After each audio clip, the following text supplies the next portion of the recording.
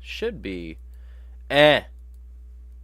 I've got to see if this is... See, I don't do the thing... I should probably get that, to be honest. I should probably get, like, a beginning slate of music or something. Because, like, I've had, like... I have music I could use. Some of which was literally made for me for this channel. But I don't use it. I could. I should, because then I wouldn't have to do sound checks by going, and have just, that... like, yeah, have the intro be you saying certain particularly profound phrases. Yes. Like gotta go fast. Cuntass. Yeah. If I just start every stream by being like, these cuntass statists be trippin', then... Mm-hmm. Yeah. I mean, I would... If I weren't already on this, I would watch that podcast. Yeah, you're like... That podcast. I need my cuntass in my life, yeah. Alright, so... Now that I'm done getting demonetized, fucking...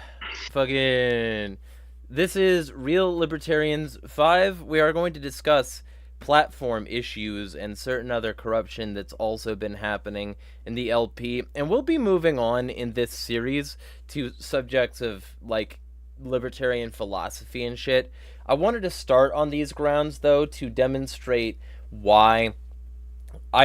two things. Demonstrate why certain people don't support partyarchy, and secondarily, also demonstrate why certain people are frustrated within the party, but still think that the party could improve enough to be worth it.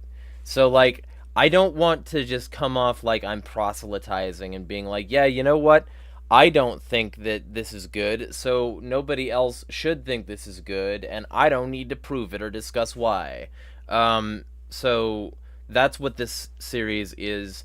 It's going to be designed so that people can, like, sort of grasp libertarian issues and also have a variety of them. Like, obviously, my approach is not the same as Hodie's, it's not the same as Rose, it's not the same as Appellation, and it's, like, fine that it's not. We're different people, and that sort of part of the libertarian point is that you should be able to be different people. So, with that in mind, everybody, for those people who don't know you already, might be new to the channel, intro yourself. We'll start with Appellation, since he's newer. We'll then do Rose and Hodie. Oh, I'm shit. Sorry. Can I go last? I was distracted by some family stuff. Last. Sorry. Yes. So Rose. You can just say pass. Yeah. Right. Yeah. Pass. Okay. I'll come back Rose, at the end. Yeah. Okay. So you can see me now. I'm Rose. If you've been following this channel for the past, month or so, you should already know me. I'm I've been a small L libertarian my entire life, just about. I'm also a big L libertarian, in that I'm a member of the New York Libertarian Party State Committee, the National Platform Committee, and may or may not be a delegate to nationals. That's still up in the air. Yeah. And Hodie. I am Hodie Johns. I founded the Love First Christians. I am part of just kind of the Christian anarchist movement / minarchist / libertarian movement. I just love my Christian liberty lovers in all shapes and sizes, except for the nationalist ones. But saying they're liberty lovers is a bit... No, I'm kidding. I love them too. I just want them to get on the same page as me.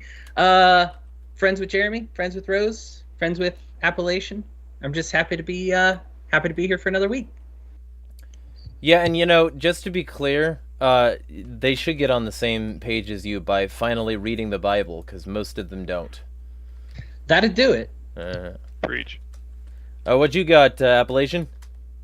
All right. I am Appellation Anarchist, and I am a distant relative to Bigfoot, an anarcho-cryptid that lives in the Appalachian Mountains and wishes to see the total destruction of the United States, along with all states worldwide. As for this conversation, I've never been in the Libertarian Party at all, but I have read tons and tons and tons of libertarian and libertarian-esque literature, and find the concept of parties to be a subversion in values of liberty in the first place. And I'm happy to be here. I'm friends with Jeremy and Rose, and oh my god, I forgot your name. Hody. I've seen you. Remind me what your name is, buddy. Hody. Hody, that's right. Sorry, Yeah. I'm on my phone, so I can't see your name on there. And Hody. And That's I'm all happy right. to be here. Bye. All right. And those of you who know me, so I don't need to jack off. So, let's get That started. would definitely get you demonetized. Yes, yeah, it'd be frosting, but some cakes don't need to be frosted, at least not in certain circumstances around polite company. So, On the other hand, I feel like it would definitely get attention. Not Yeah. necessarily the correct, the type we want, but it would get attention. yeah, I would be taking it the next step past James Weeks. We get to James Weeks, and then we get to me jacking off on camera. That's the perfect evolution. We've got Vermin Supreme with the boot on his head, James Weeks mostly strips, and then I finish the job. And I got a better body than he does, so Literally that finished worked. the job. Yeah, finish. Please do run for president. Yeah, just be like, I'm here to. I'm Jeremiah Harding, and I'm here to finish this race. Yeah. Fucking. So, with that being said, we're talking about partisan bullshit, and let's start, I guess, at one of the foundational levels here. Let's talk about IP, because there's an IP dispute, but there's also an IP thing that was recently discussed for the platform, and I think that that's an interesting thing to discuss. So, we basically went over in the Facebook chat some of the stuff that's going to be discussed during this, and some of the stuff that's going to be discussed during this includes basically an IP statement that somebody in the platform committee wanted to go over. And so, do you know anything about that, Angela, before we get started? Or sorry, not Angela, fucking Rose. I was reading a thing in Facebook. I was like, is she in this We're chat? both bad And at I names just today. didn't notice. Yeah, That would have been a heck of a surprise guess. Great. I would've Yeah, been right? like, By the way. Man, I think it'd be funny if she did, Would because she probably hates me at this point. And I'm not gonna say that I don't poke the bear, but the reason I was reading that name is because I was yet again harassing her in fucking Twitter things, and I had posted about that in our Facebook group. So I was like, I'm reading that name. I guess that's the name my brain will say. Right. Okay. can you imagine? Here comes Angela with a steel chair. Yeah, right. Yeah, that was that was several meetings ago, but Yeah. yes, there was a new platform plank that was passed on, clarifying the libertarian position on IP. And okay, the new plank is good, but it was a little disappointing how many supposed libertarians needed the libertarian position on IP spelled out for them. Embarrassing. I got into this conversation in Messenger chat with my platform alt, who kept trying to defend IP. I'm like, this is because he's like, not having IP stifles business and innovation. I'm like, this is the Libertarian Party, not the, make profits at all costs party. Mm-hmm. Exactly. Yeah. And also, it doesn't. Because if you innovation, actually read libertarian philosophy and Austrian economics, you realize that monopolies never do better than free competition. And if you invented something, that does not necessarily mean you are the best one at making that thing. Right. If you Yeah. can't keep it secret. Sorry. Go ahead. Suck. Yeah, most you can do is you can maybe sell your work on a contract saying, I agree not to reproduce or resell this. That's probably I'm pretty sure Rothbard said, something similar. But okay, you own yourself, you own your labor, as if you don't own if you don't own the thoughts in your head, which come before your labor, how can you possibly own your labor? So well, here it is, if Rose. you own the thoughts in your head. If you come up with an idea independently that just so happens to be similar to someone else's idea, they are the ones aggressing if they then send agents of the state after you to try to tell you you can't, market your idea. IP is total bullshit. Can I have a small, nit to pick with that statement. I don't like the idea of admitting to ownership of ideas themselves, because ownership is an exclusive property of scarce things. You can't own what isn't scarce, and ideas can never be used up. They are not destroyed by use, right. Thus they can't be scarce. Yeah, they're not like the whole idea of intellectual property. Like, there's no such thing, because property is in and of itself scarce. So, yeah, you can't, an idea cannot be property. Something that can be replicated an infinite number of times is not property. Exactly. That's not to say that you can't, there's nothing wrong with coming up with something and then keeping it secret and just, not letting anybody know the recipe. That's fine. Oh, right. If you can manage to pull it off. Like, drug companies can keep their, their method for synthesizing a particular drug secret all they want, but if someone reverse engineers it, tough shit, sucks to suck. Sucks to suck. Yeah. Yeah, and that's the other half of it, is that treating it like scarce property means that you can make claims like, if you copy it, if all you're doing is copying what somebody else did, even if you're doing it with your own property, you've violated them somehow. And it's one of those things. Standard IP argument, if I take your pen, then that's theft. If I take your pen as an idea and then reverse engineer that idea to make my own pen, that's my pen. It's not your pen just because you had a pen like it. I am not deprived of my pen. Yeah. And so it's like that. And when they make claims about IP, anyone, what they're basically saying is, I think that there should be a monopoly on who should be able to think of things, on who, and I can understand, if for instance, your argument was, I want to be able to innovate and not have my idea jacked by somebody else and then they claim it's theirs. But that's fraud. That's not theft necessarily. It's fraud. And fraud is bad enough on its own. So it's I don't know why you wouldn't just say it's fraud. It makes complete sense to just call it what it is instead of claiming that it's some violative property thing. And so I actually like the conclusion here, that the new plank that has been added says, as we believe that ideas are not property, we favor the repeal of intellectual property laws, but oppose fraudulent misrepresentation about goods and services. Disputes between inventors, creators, authors, artists, businesses, and other such entities should be resolved according to principles of any contractual obligations between the parties involved. Good, right? And so when, Jose... Right, yeah, I agree. If you misrepresent something as your work, I think the original owner might have grounds to sue you. Yeah. They just can't sue you for coming up with something similar. Yeah, or... I think in the cases of, books, it would be more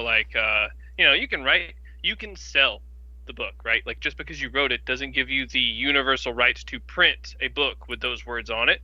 But if you claim to have wrote it, I think it's valid to be sued. If you said, no, I wrote that story, I was the first one, it's no, you weren't, because here's proof, and then, bam, you're fraud. So you owe people who thought that they were buying the original author's book, you frauded them out of something they thought they were buying. I could see that argument. Yeah. But if you're just printing it, if I'm just printing my own copies of Hillary Clinton's, this is what happened, then that's tough shit for her. I can print whatever I want. Yeah. And let's just say, if copying other people's work really was this bad, there's a whole lot of works that we just wouldn't have anymore. And just imagine if the original people to write it were no, in fact, you can't compile our letters and essays and things like that we were writing into something that we now call the Bible. Yeah, that's our intellectual property. You can't call it the Holy Bible. We never called it that. imagine all of the like things that would have been lost to the sands of time had they not been anthologized, had they not been like later So there'd be canonized. no Bible? Okay. You're selling me on IP. Yeah, right? I'm Yeah. joking. Well, and that's the other thing is that like the Bible itself is like a reprint of a bunch. It's like a retranslation of things that were translated several times before, and it's a selection of the works. So even the Bible itself could be adapted, and there's no reason for anybody to say that you can't have a version of the Bible other than, let's say, the King James version or the ESV or whatever. Like, Hody knows from his own personal walk that sometimes it's valuable to read the others. As a side note, I have seen excerpts from a full rendition of the Bible in Zoomer speak, and it is accurate, including maintaining like they use the lingo to maintain the spirit of the meaning of the passages. So it's like actually accurately translated into like swag for real, no cap language. I mean, that will be the future version of it. I gotta read It's that been now. retranslated how many times? Yeah, So Oh gosh. Yeah.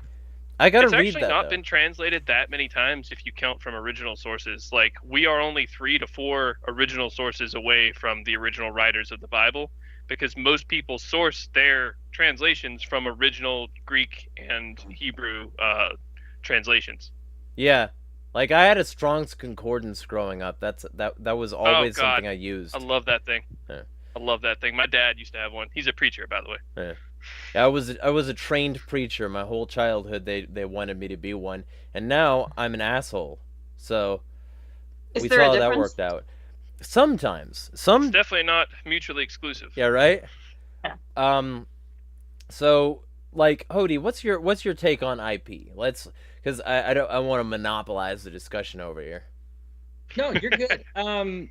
You guys are having a very philosophical like conversation about property, and I've made this point a couple of times, but I think if you're in touch with your conscience, you're probably better off like being able to have this discussion, because a lot of times we get into the technicalities of like, well, is this technically stealing somebody's work? Is this technically not? As soon as you've gotten into that point, you kind of miss the mark, right? Like, we don't want to be technically not violating somebody's rights. We want to be giving people their due, what they've We are earned. not the party of technically correct. We are the party of morally accurate.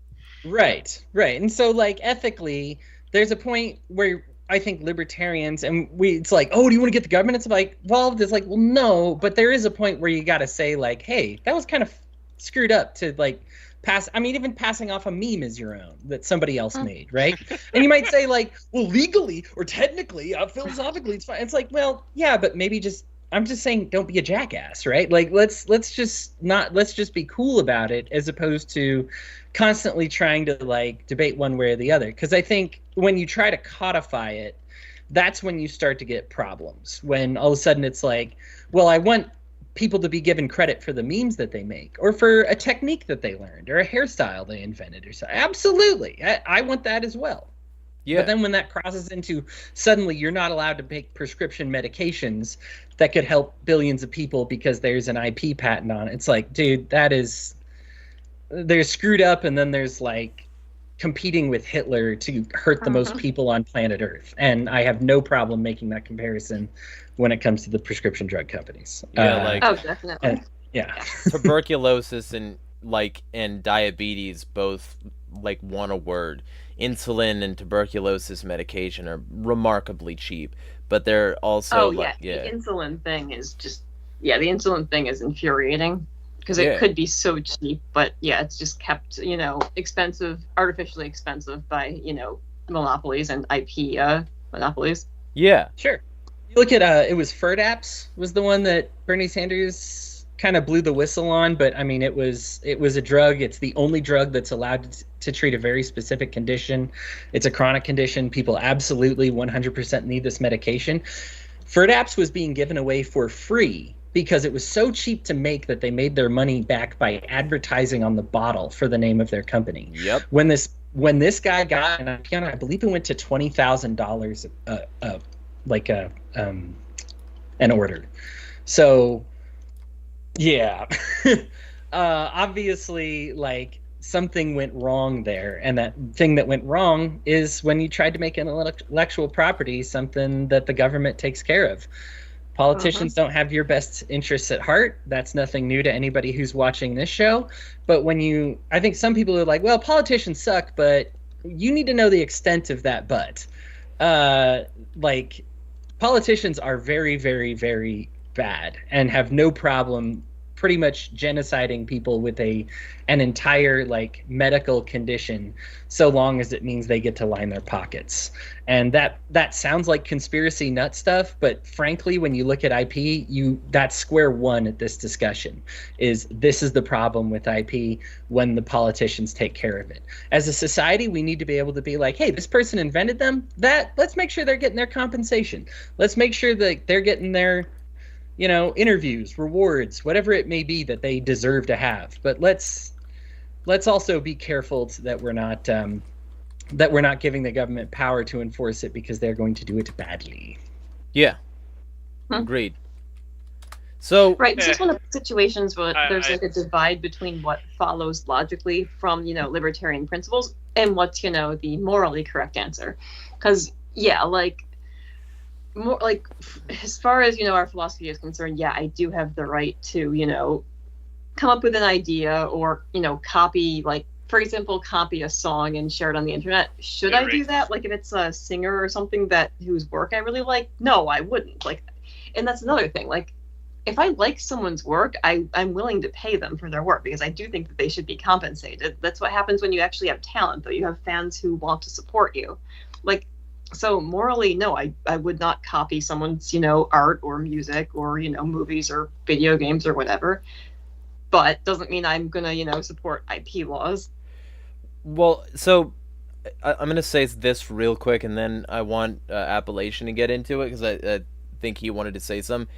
But I'm making music right now. Anybody who, like, finds my music, please torrent it. Please build torrents because my music, the things that I talk about, it'll probably be banned in certain countries.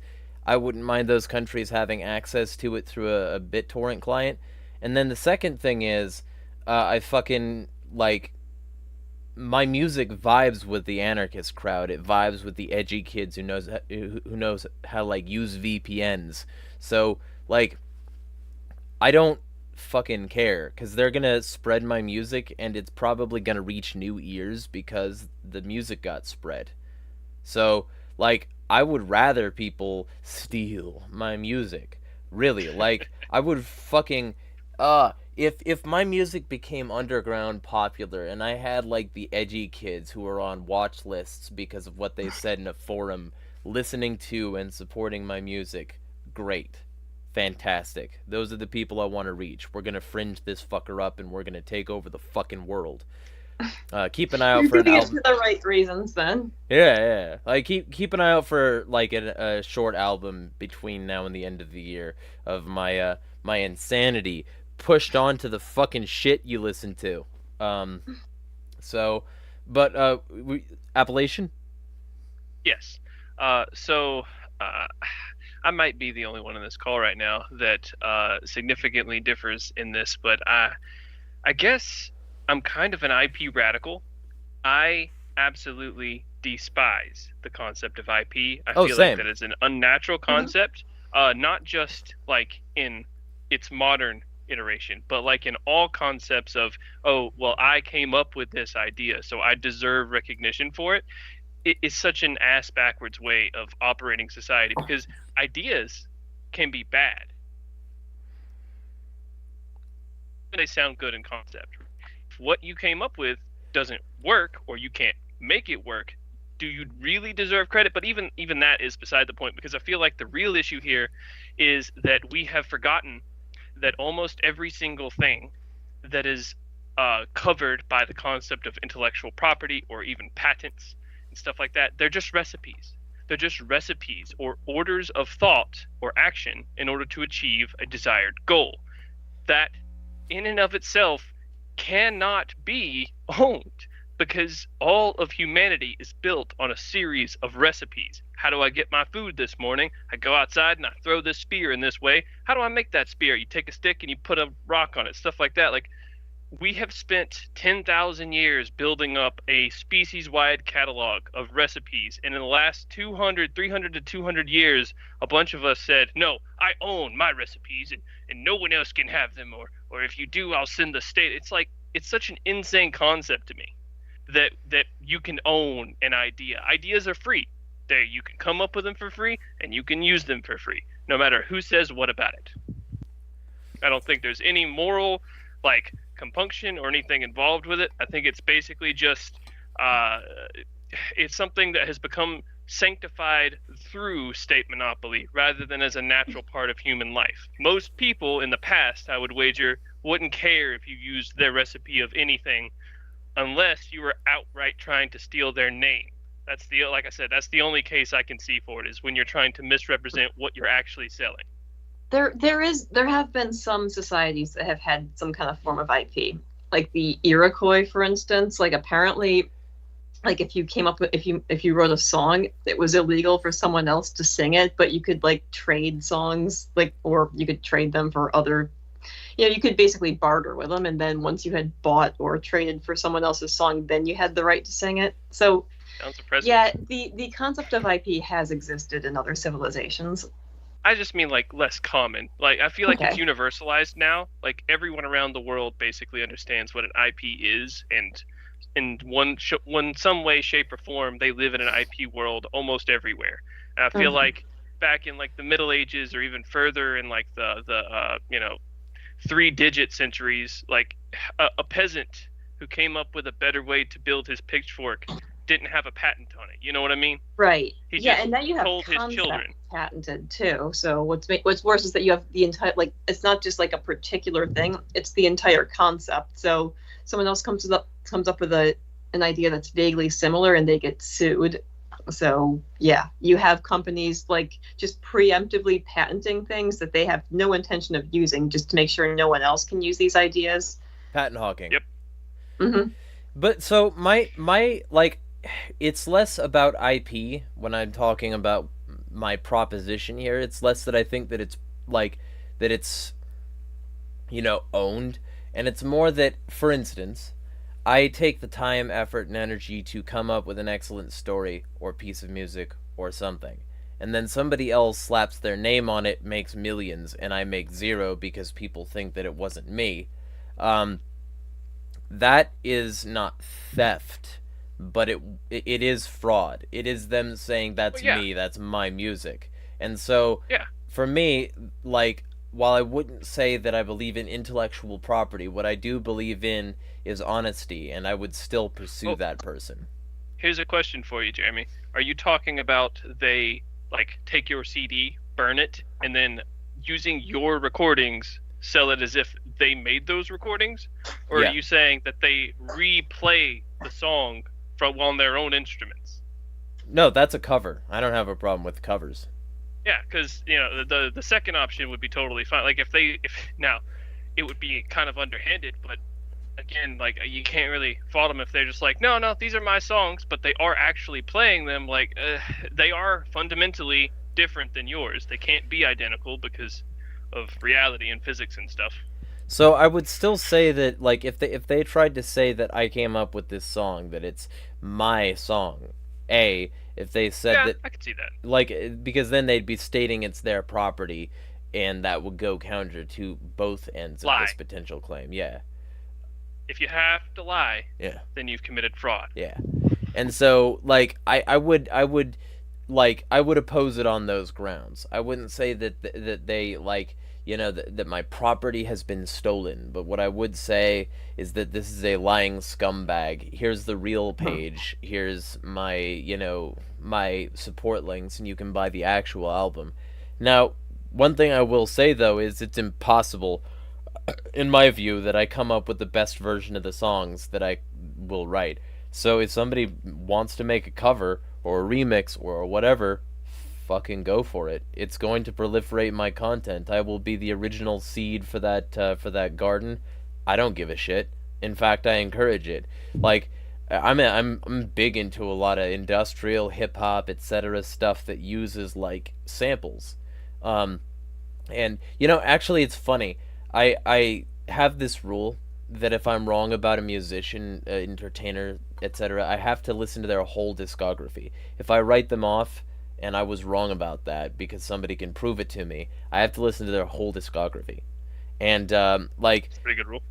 the one of the people that I had to do that with was Beyonce. And the reason I had to do that with her is because I thought, oh, she doesn't write any of her own music, because she's got all these people listed on her album. And I'm like, I don't need to do any further research. And apparently the reason she did that is fucking based. What she did is she wrote all of those people as supporting artists because she used a sample from them. That's nuts. Like, it. That's really good. Yeah. Like, and so I found out that she's not, it's not that they held her hand while writing that. It's that she wanted to respect their contribution to her work by not acting like, nah, this is just my shit. And then just, like, she didn't have to elaborate.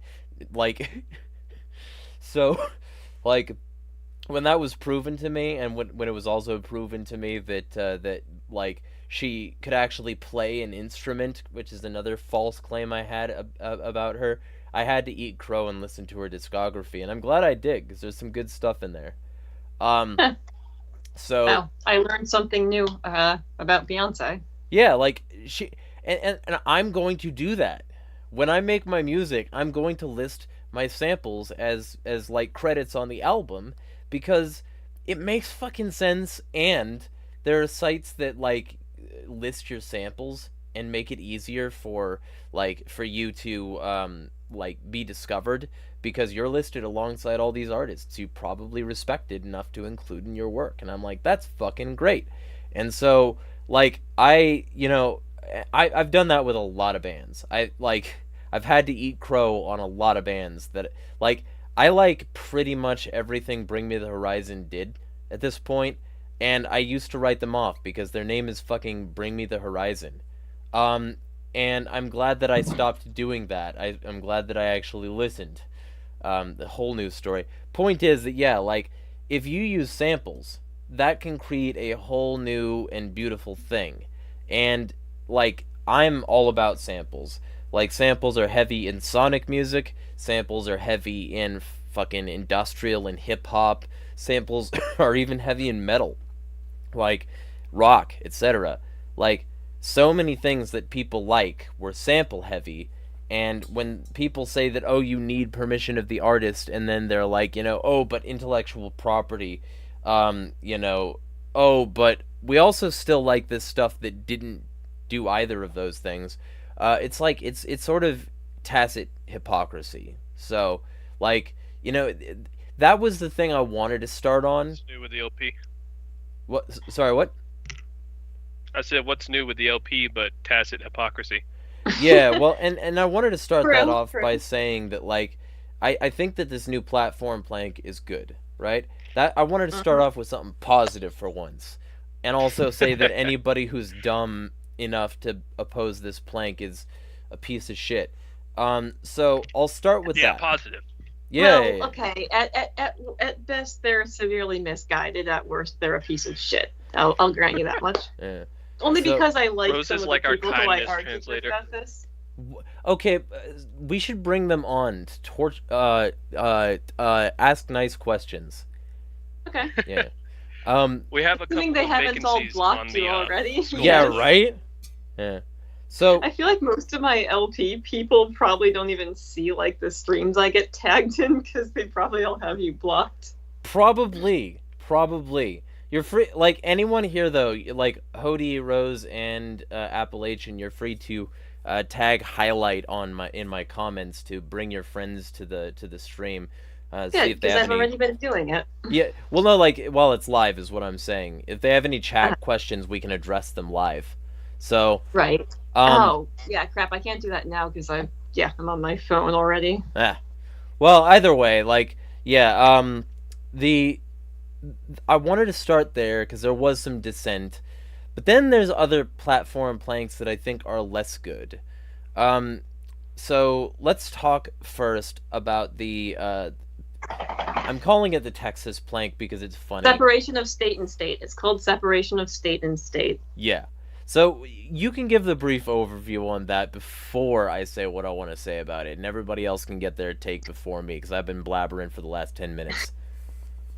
It's just a fairly standard decentralization plank, reiterating the fact that like local governments are separate and distinct from, state and federal governments, or at least that's its intent.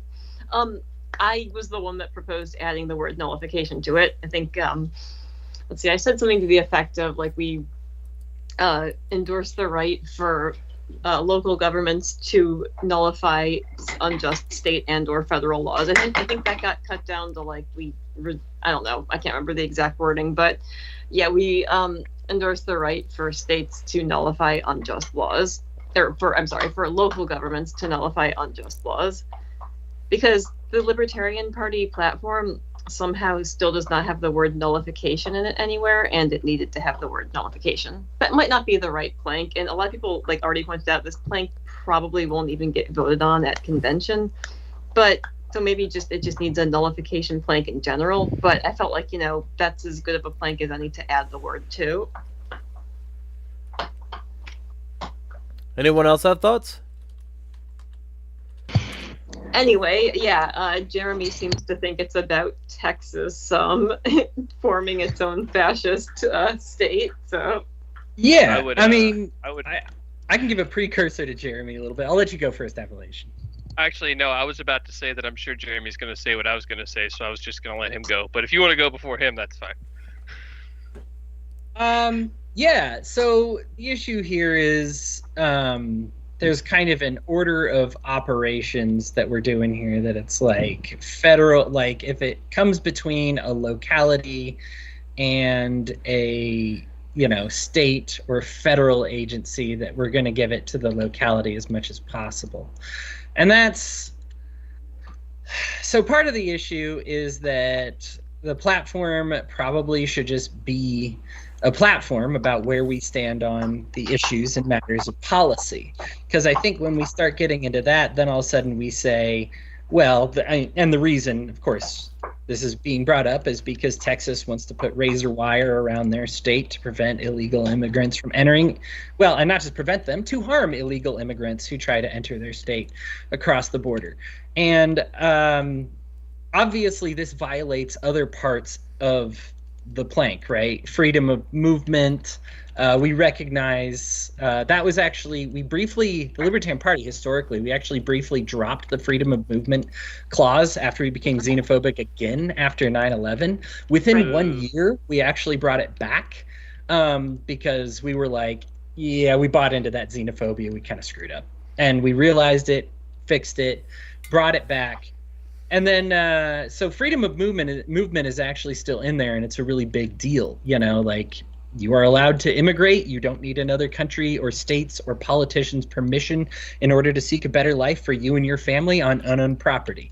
And we recognize that is a policy.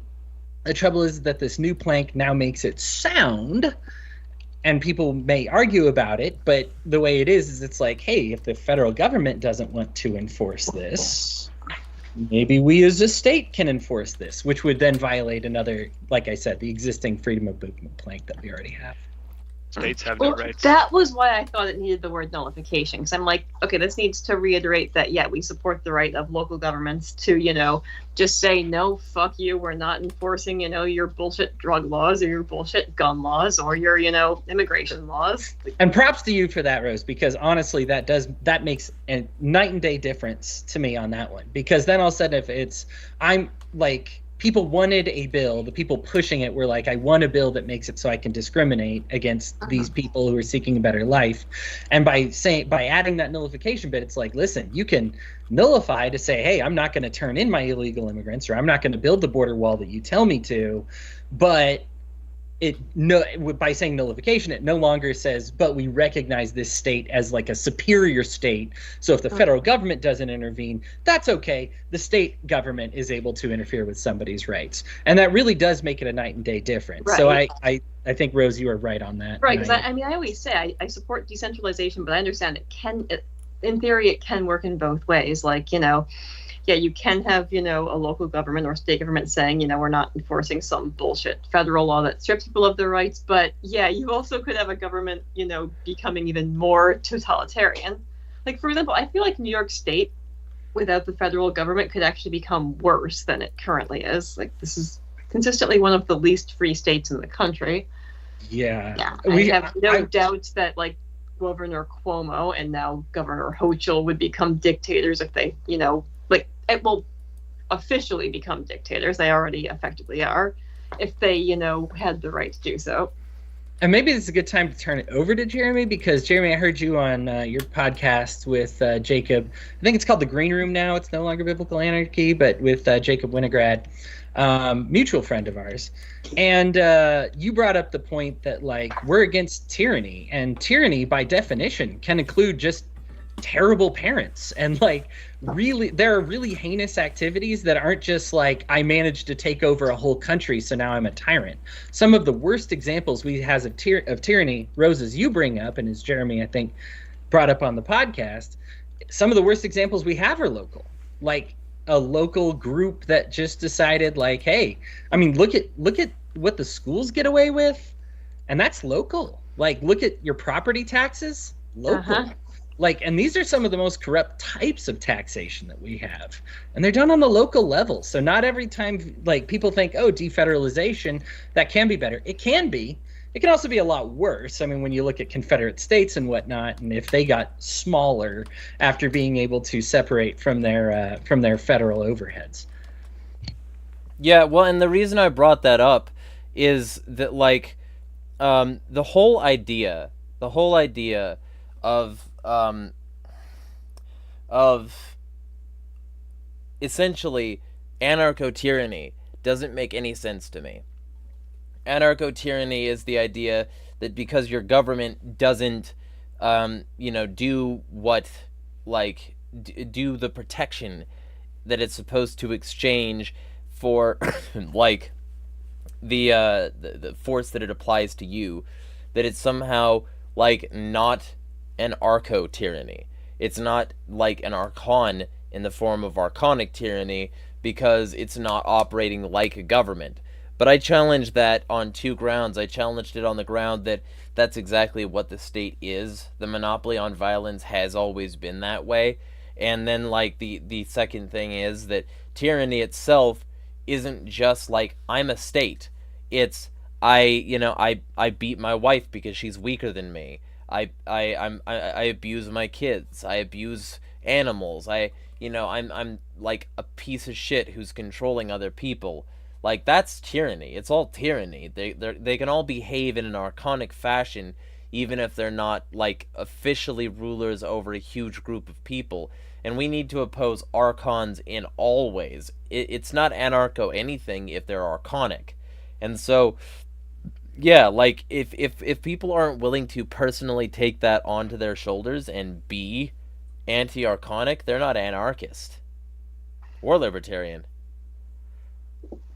So basically, like, the failure of the state to, do what it claims it's going to do by, say, defending you or defending your property doesn't mean that it's anarchy. It's just still tyranny. Like, if they decide, okay, we're going to let these people, ransack your business, but we're going to arrest you if you dare try to defend yourself with a gun you don't have, the correct permission slips for. Okay, it's not anarcho-tyranny, it's just tyranny. I think that was basically your point. Okay. Yeah, like, there's no reason to call that anarcho anything. That's just a way to give the state power. Right. I mean, that just kind of, like, reinforces the idea, I think, that anarchy means, chaos and, lawlessness, which is not what it's supposed to mean, but that's how most normies view it. Absolutely. And propaganda is effective. Yeah. And, like, the free trade and migration thing is interesting on its own, because I brought this up on March 19th. stirring the shit a bit. They had this proposal for free trade and migration plank, proposed by the guy who I guess runs the Libertarian Party Twitter account. So, hey Dave Benner, how you doing? And he said that we shouldn't include, we support the removal of governmental impediments to free trade, political freedom, and escape from a tyranny, demand that individuals not be unreasonably constrained by government in the crossing of political boundaries. Economic freedom demands the unrestricted free movement of human as well as financial capital across national borders. That's fine. That's true. And the fact that he needed to erase basically all of that in order to say economic freedom demands the free movement across national borders, which already sounds like shit, of financial capital and goods, just not people. However, since immigration affects individual and community property rights as well as security concerns, it's a matter that should be determined at the lowest authority levels possible. Federal subsidization of unrestricted migration by providing free housing, transportation, and medical care is a violation of the property rights of taxpayers and communities. Ideally, all government lands should be privatized, and each landowner should be entitled to invite foreign guests onto their own property, until such time as government is divested of all public lands. Vetted individuals who pose no security concerns sponsored by U.S. persons should be admitted. So, as you already know, that was massively unpopular. It failed 11-4, if I recall correctly. And there was a ton of debate beforehand. Like, I think at least one person even said, "Wow, this is the first time I've seen something filibustered in here." But yeah. And so I said, send them this. I said, reframing migration as an anti-welfare issue and endorsing the idea that the state should be able to control imaginary lines is counterproductive to liberty. Ron Paul was right when he said that anything that can be used to keep people out can be used to keep you in. And pretending illegal immigration is an automatic social malady cedes ground to any statist who wants to claim the law is sacred. The idea that a people who statistically commit less crimes and use less public resources must be addressed as a potential welfare whore is asinine. The idea that we must be more exclusive of a people usually displaced by Western hegemony to begin with, and foster a platform change against the allowance of these people through imaginary lines controlled by the state and enabled by a 100-mile constitution-free zone, will only ever drive these potential votes away if they do become citizens. We should be reaching out to those disaffected by Western policy and betrayed by the duopoly, not weirdly ceding ground to one side of it.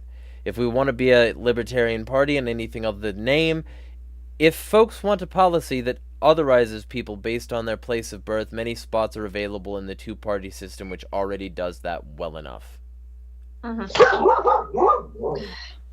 So, anyway, yeah, so, I mean, like, I already said, I mean, as has been said, I agree this just came across as blatant pandering. So, yeah, I agree it was a terrible idea. Yeah. I mean, like, I understand what they were trying to accomplish, but, yeah. I don't think we need to be pandering to people who aren't going to support us anyway, because, I mean, anyone who supports, who supports the closed border stance is going to vote Republican anyway. Yeah. Like, they already have a party. They already have folks. So there's no reason to be like that. None. And, like, they have Trump.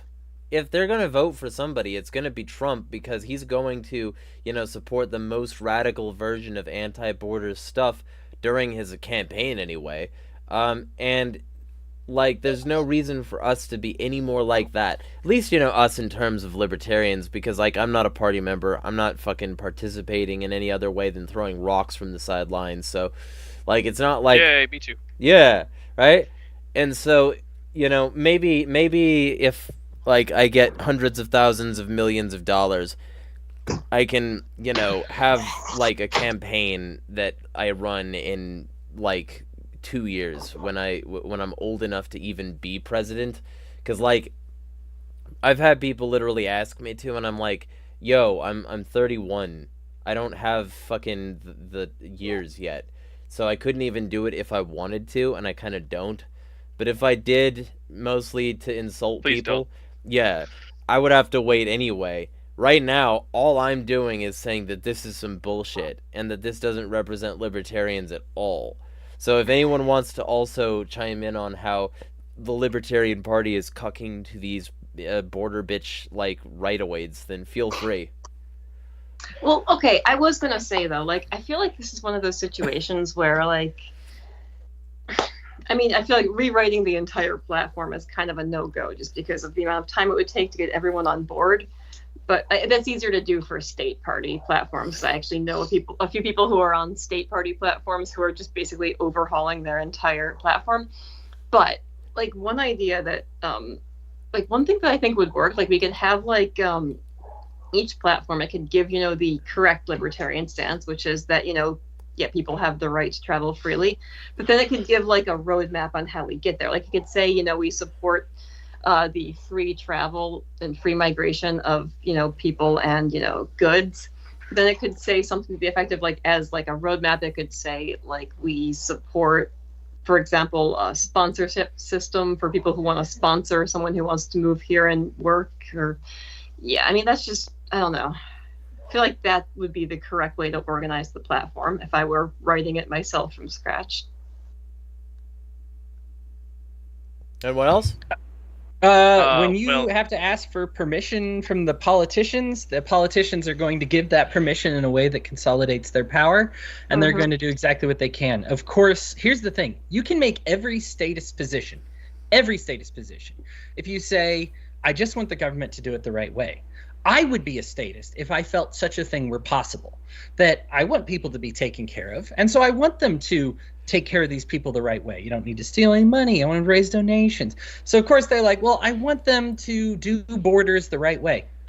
This is government we're talking about. They do it their way. There are plenty of, like, stopping Hitler's a great idea, right? But America getting involved in foreign entanglements, not a good idea.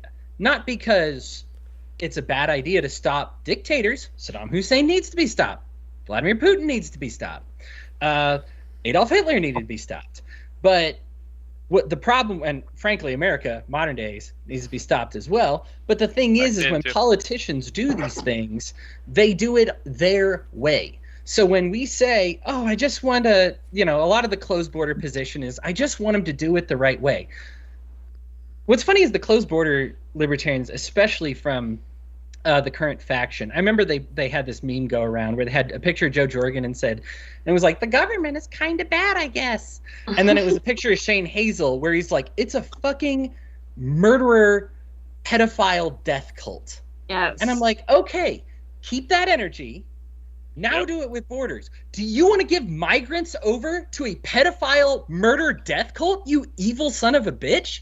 Like, you want to have empower them in admitted with general. your own mouth that it is a murder pedophile death cult. They actively rape these children, separate them from their families, and when these ICE members get caught molesting these children. I mean, this is not only is this like not conspiratorial, you can look this up. It happens all the time. When they get caught, they're like, well, let's send them to a different section on the border for them to molest those kids over there until they get caught over there, and so on and so forth. Listen, keep the same energy. You think that the government's a pedophile murder death cult? Great. Why would you subject an immigrant to that? Why would you ever do that to an innocent person? That is so messed up. And so these people that like propose this like, well, maybe the government, maybe a little bit over here. No, it's a pedophile murder death cult. And if it's going to be a pedophile murder death cult, then you can't all of a sudden just be like, well, I'll bet that there's some way that they can do immigration correctly if only they... Listen, they started off doing it correctly. They did an okay job with like Ellis Island. Well, first of all, they started open borders. Then they grow to like an Ellis Island thing. And then they grow and grow and grow and fearmonger and create racism and create, literally government funded racist activities to try and make people scared of the other side. I mean, we have these huge expansions because we don't want the Polacks to pollute our bloodstream. We don't want the Irish to pollute our bloodstream. Now it's like we don't want, the southern border is really important. I don't want to talk about the northern border for some reason, but believe me, there's nothing about race involved with it. I am so sick of it.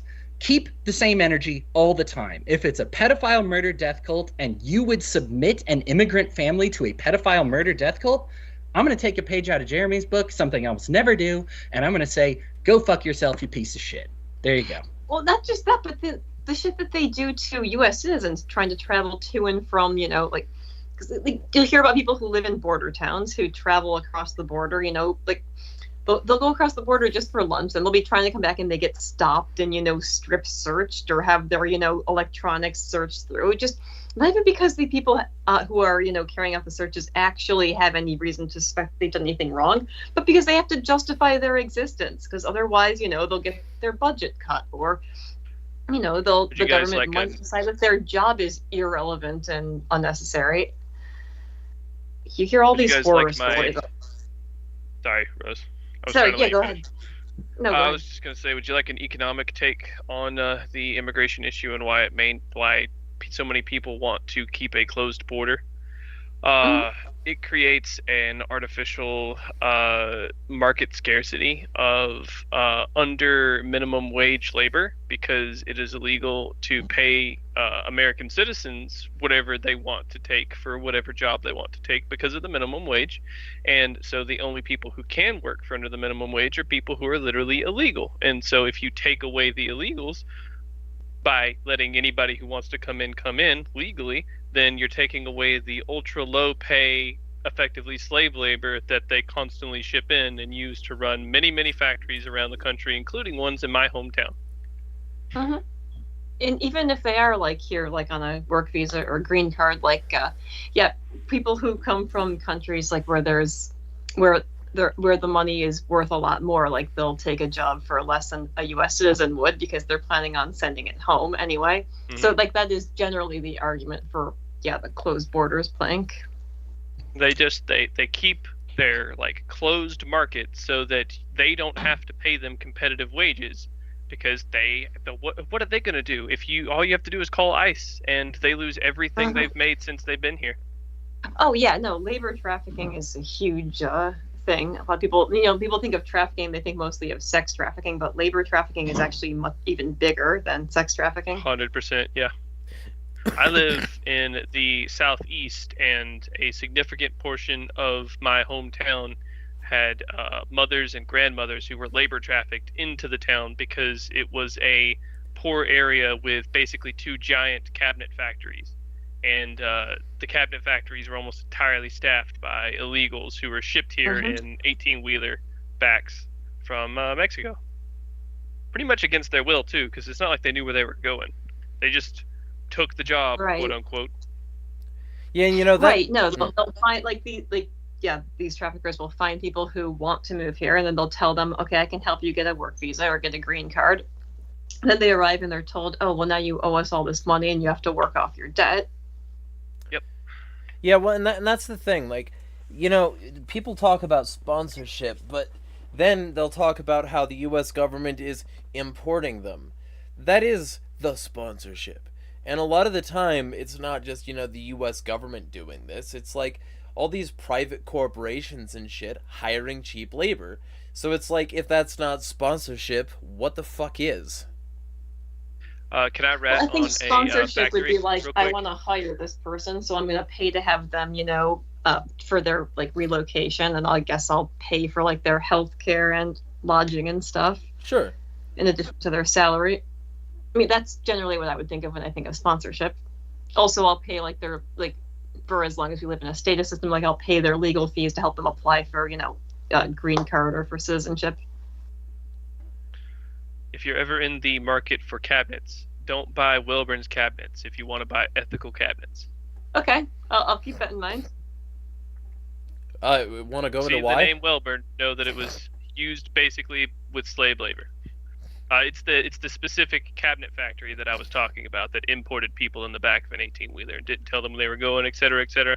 If you want to avoid that, Don't buy Wilburn's cabins. Gotcha. So Doing my part. that's the thing. Like this and this like decentralization like mentality where the whole thing is like, so the thing in question here is a plank of the LP that they're trying to build that talks about funding. And the funding that they're discussing is funding like on a federal level being withheld like for not following foreign mandates, essentially. And the foreign mandates that aren't the federal mandates that aren't being followed in this particular case, those are the mandates about like razor wire use in Texas. That's my whole contention, because the way this proposal is phrased is basically saying exactly that. It's saying, we want like federal funding to not be held over people's heads as a consequence of their like you can't dangle money over like a government's head because that money is with the local government. Funds raised by a local government would be kept with that local government.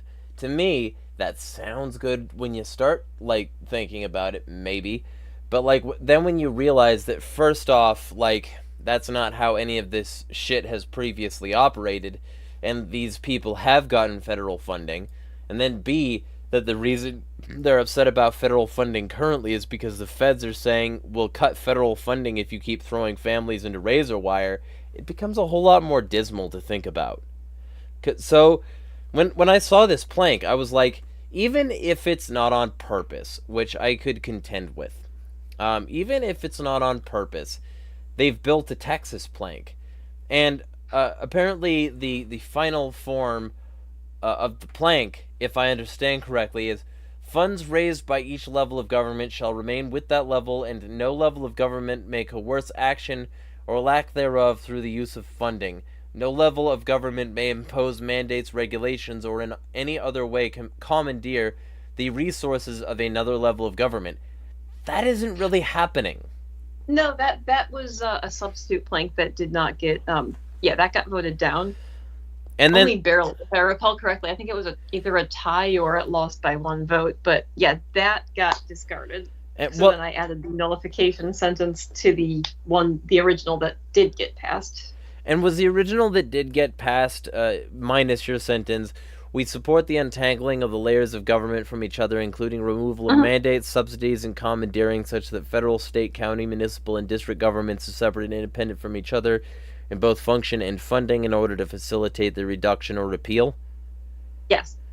Yeah, so you can see why, from somebody who's been following the Texas story, this sounds like they're saying basically you can't dangle money over Texas's head and say, if you put razor wire in your water, like we will stop funding you. Yeah, I don't think that was the intention. I think it was meant as a decentralization plank, but like, I mean, I see where you're coming from, but I don't know. I feel like you're looking at it through the lens of someone who is just, looking at things through the worst possible lens you can. Me? Like, I don't. Yeah, can you imagine? No, that's not you at all. Not like Jeremy's you. nothing but sunshine and rainbows. Mm-hmm. But like, even if He's giving everyone the benefit of the doubt, and, looking at everything so positively. But see, even if he I'm definitely doubts everything. even if I'm wrong about this particular plank having any sort of intentionality in that direction, it has the potential for it. Mm-hmm. And that's a problem. Right, and that's another thing. Like, when proposing new platform planks or otherwise, proposing changes to the platform, I do feel like it's important to consider, like, the optics of adding or removing or changing anything, because even if it's not the intention, yeah, people are going to be looking for things to find fault with. Like, it's why deleting the sentence on the sentence on bigotry was so stupid. Yes. Even though, like, the thing they replaced it with is fine. Like, I actually like the sentence that they replaced it with, but the optics of deleting that just made us look bad, because then, of course, the story is going to be, oh, they deleted their condemnation of bigotry. Well, and Hody has experienced quite a bit of the results of that sort of decision, though. So when the practical effects also include, like, a bunch of more bigotry happening, it's sort of like, if that wasn't the point, it sort of had the intended effect for some people. There's a great quote by a computer programmer that says the point of a system is what it does. Oh, I love that one. It's great, right? And the thing is this actually gets used pretty evenly by, like, left wing and right wing, because it's like when a lot of politicians love to throw up their hands and they're like, well, that wasn't my intent. How was I supposed to know?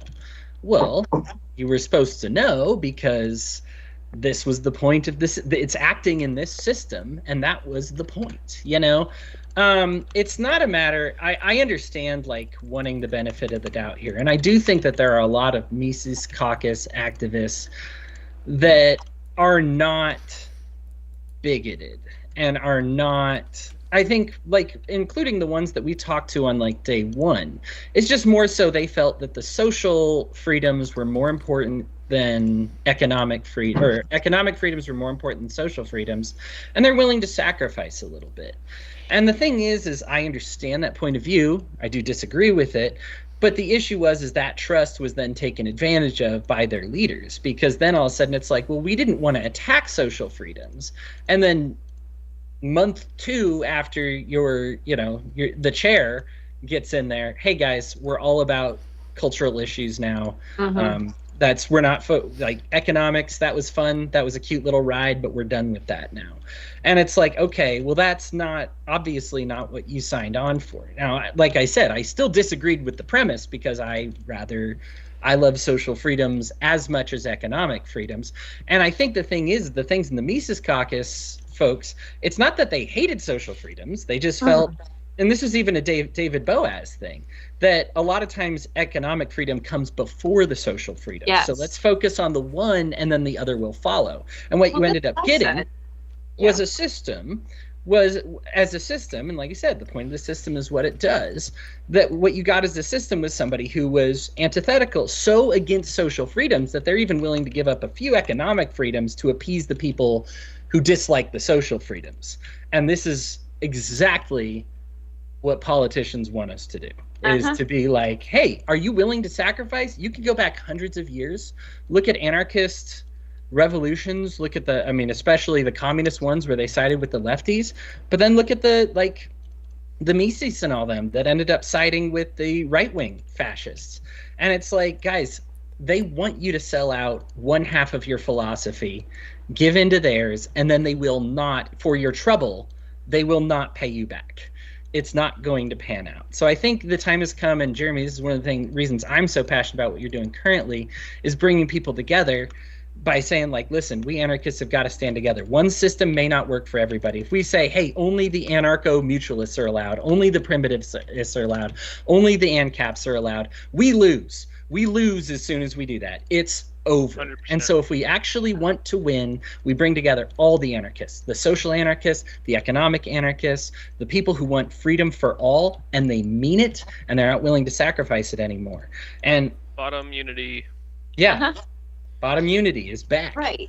Like, it's not that, like, when I first joined, it wasn't that social freedoms, were something that, most of the people joining the Mises Caucus were opposed to, at least, among the circles that I'm in.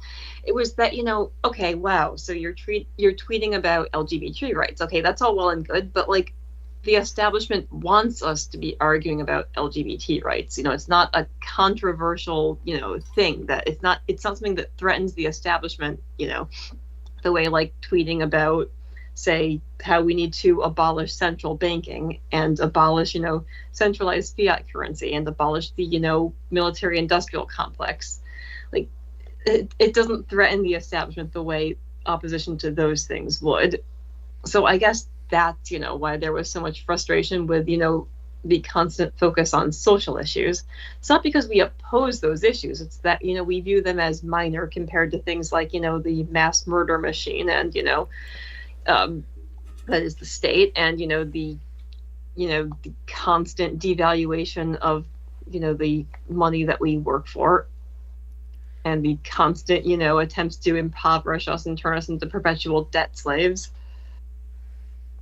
That makes any sense. Also, yeah, that makes sense. I also think a good way to say it is that the state has been economically hurting us for a long time, and through many different ways. And like socially, yeah, like with it, but society itself has had its own restrictions socially, and that's a different issue. But the state has been the primary economic oppressor throughout all of history, and I feel like as long as it has its hands on the economic reins, then it's going to continue to oppress no matter what we do socially.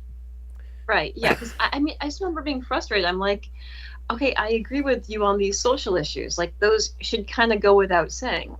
Any libertarian should agree, but why are you not focusing on things that actually matter, mass murder and mass money printing?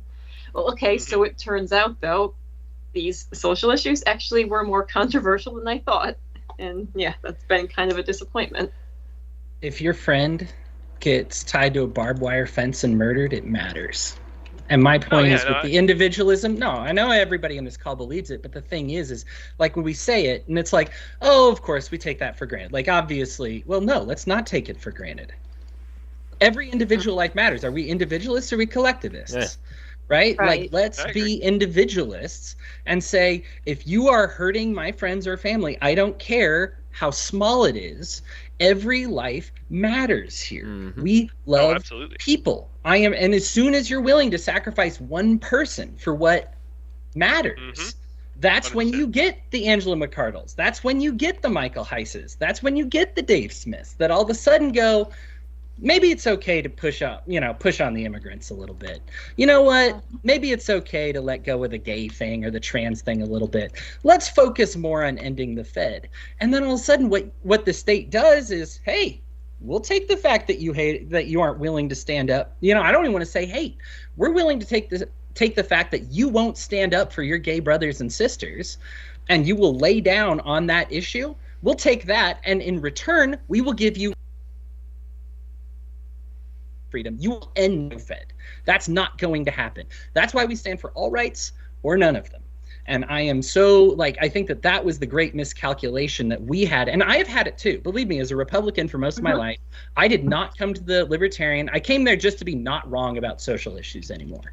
I was not as passionate as I am now about social issues because I didn't see how important they were. And then I saw what the state was willing to do as soon as I let down my gay brothers and sisters by not fighting with every breath that I had for their rights, because I just said, these are more important right now. These will matter more right now. As soon as you say the other ones matter more, the state goes, yeah, right, I know. Let's amp up that voice for a second until all of a sudden you actually want to, let's amp up the authoritarian part where you're willing to trade in your social issues.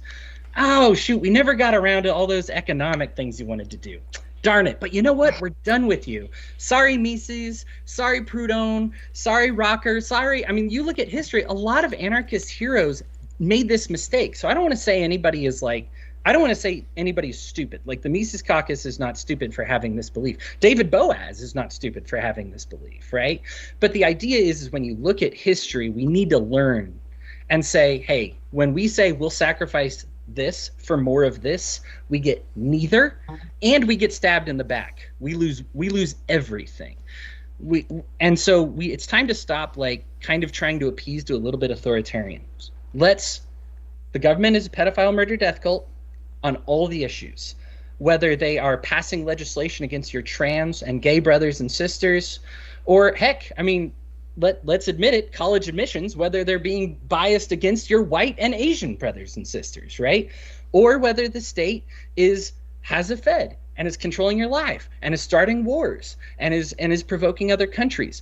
All of it matters. And it's time for us to start being like, well, I'm more of a left or right. Libertarian unity, that bottom unity, means that I need to not be working against you constantly. Mm-hmm. I never want my economic-minded libertarian friends to think that I have sold them out on any issue. I am a 0% tax person. I am a zero government person. I am an end the Fed guy, and I am proud of it. I am also proudly stand with my trans and gay brothers and sisters, with my Asian, white, black, rainbow, all my different faiths, that the government still to this day, you will find laws that they discriminate against every kind of person. Mm-hmm. And it's not on purpose that they have, and it's not on accident that they haven't got around to it yet. This is on purpose. And so I just think the importance here is that when we have somebody like Jeremy and Rose and Appalachian and everybody to unify around, that we have a core group of people that is like, hey, I know that if I am like really, immigrant rights are really important to me. My mom was raped in an immigrant prison. You know, hey, the conditions on the borders are really bad. People are starving there. People are getting frostbite. Hey, I have a friend who really wanted to come over legally and they're being hurt. That matters just as much as to you, Rose, as what matters to me when you say, hey, listen, somebody's business just went under because it's getting taxed into the ground. Hey, there's another war that just got started. There's another drone strike that just happened that killed a bunch of innocent people at a wedding. And that we say, I am not going to let you, Rose, down if you don't let my Hody people down. And that's the unity that I think that we have a possibility of achieving after this latest experiment, because we tried trading in. I'll give it to you. Nick Sarwark was not as good as he should have been about the mandates and lockdowns. And that was the whole thing. Now, maybe he didn't, you know, there's a big stink about it that he never said he was for him. But I want to see that passion and that fire for those people who are suffering from that. Just like I want to see the passion and the fire from the Mises Caucus, from the people who are suffering at the border and the over-militarization at the border and policing against the homeless and stuff. And until we both agree to be passionate about each other's issues, the government will say, thank you, you're doing exactly what I want you to do, because I'm going to amplify this voice, and when you win on the thing you're wrong about, I will destroy you when you're right. Mm-hmm. Yeah, and that's like a thing here. It's like the removal of this plank cannot make sense. To me, it can't. And the reason it can't is because bigotry is at a baseline irrational. Like, it makes sense to say bigotry is irrational. And then when you're like, well, yeah, but is it repugnant, though? Yeah, it's also that. So the explanation was that it was too vague and that it could be wielded against people that, like, certain people didn't like. At least that's the explanation that I got.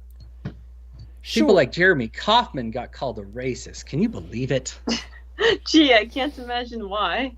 As long as telling people to go back to Africa, that's fine, you know?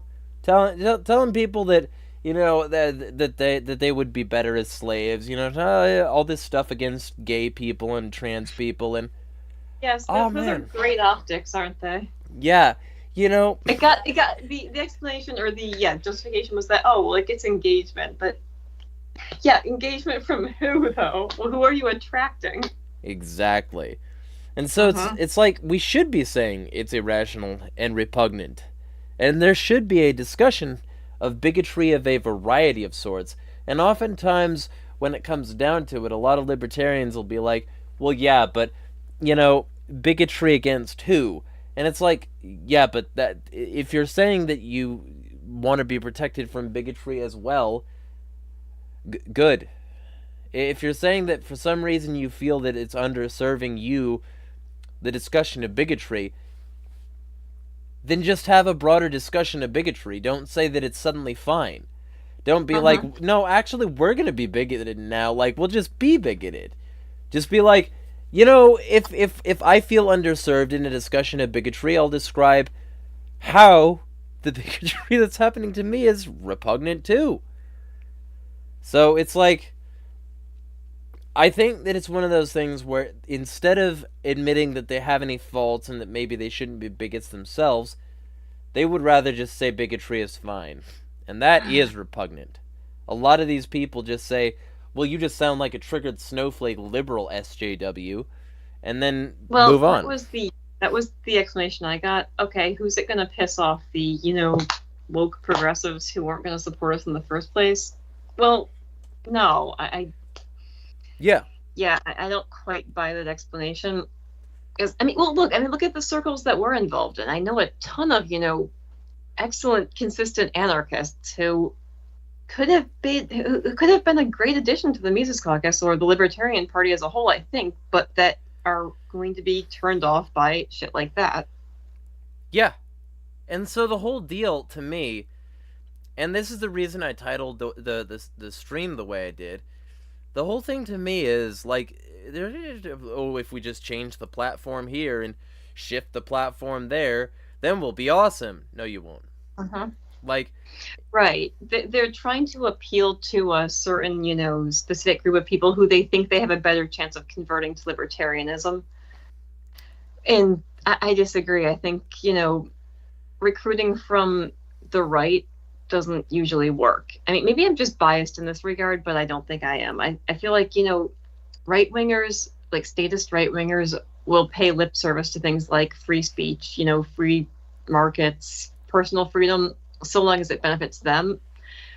But the moment they have power, they instantly abandon those positions. Elon Musk. But a lot of people who are either, who either came out of conservative backgrounds themselves or who are new to libertarianism, they fall for this bullshit over and over. They're like, oh, well, those conservatives believe most of the same things we believe. We should try, to reach out to them. Maybe we can get them to ally with us. Yeah. I've just seen this play out too many times. But I feel like, moves like that were kind of trying to pander to groups that we aren't actually going to be our allies, but that certain people thought could be our allies. Yeah, and that's the thing, like, on that plank about, like, the decentralization, we had Kant in chat for a bit, and he said, issue is that it lets a contradiction occur, which favors more local power, even if that power goes against freedoms which the more general power would defend, like civil rights issues or other freedoms like in the Bill of Rights, protected at the federal level. Talk is cheap, and the state can afford it in that sense. Yeah, when he's willing, I want to have him on the stream, but he's not willing yet. He's he still always in college. comments, but he doesn't ever actually join. Yeah, but at the same time, I understand why. It's college. He doesn't want to deal with the flack if his voice or face gets recognized on campus. Yeah. That's why I don't show my face. Okay, you never let us see your pretty face. Why not? It's because I'm being hunted by the CIA as we speak, and I'm running through the woods as I do this stream. Yeah. If it's not the CIA, it's the fucking Bigfoot hunters. They're always after me. So, I guess then... people already know who you are, don't they? I don't know, but I'm going to keep up the persona anyway. I'm not comfortable showing my face right now. Yeah, we'll Understandable.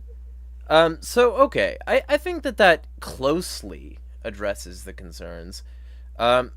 Just stop LP. Yo, stop rearranging deck chairs on the Titanic. Yo, stop trying to adjust your platform like that's gonna change shit. Like that's gonna fix your problems. It ain't gonna fix your problems. What's gonna fix your problems is being rational and real about the actual roots.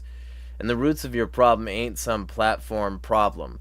The roots of your problem is, like, systemic rot in the party. Like, fuck. Like, I've got so many issues with it. The fact that Angela McArdle was fucking begging the closed borders fucks to stay on board, like Michael Oxford, who, by the way, lost fucking brutally in California.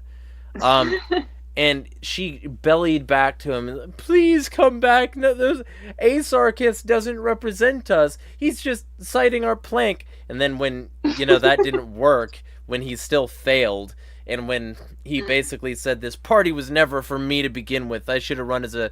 And it's like, well, now what do? We double down. We try to get a plank that's better for people like Michael Oxford. It's like, no. This is where you shut the fuck up, admit that maybe you've got a consistency and messaging problem. But that's not going to happen, because, like, these people are the people of doubling down. These people are the people of, like, like the Michigan LP thing. That situation is proof.